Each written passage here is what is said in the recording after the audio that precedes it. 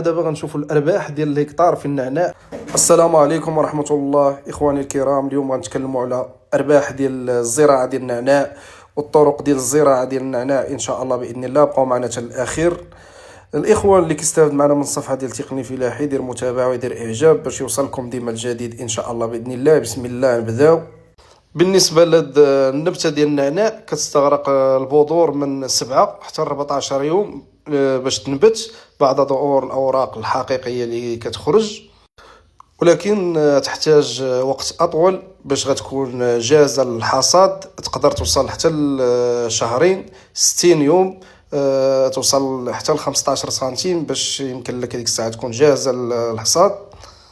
غنتكلموا على الطريقه ديال سقي النعناع. بالنسبه في الصيف في الحراره كيتسقى يوميا، اللي كانت الحراره شديده كيتسقى يوميا، وفي فصل الشتاء كيتسقى كل 3 ايام. ما خاصك تسقي هاد النبته ديال النعناع الا كانت التربه رطبه لتجنب تعفن الجذور. وبالنسبه لهاد النبته ديال النعناع يمكن لك تحصد على طول العام وينمو باستمرار على مدار العام من العنايه الجيده به. بالنسبه للطريقه ديال الزراعه ديال النعناع، كتزرع الجذور ديال النعناع.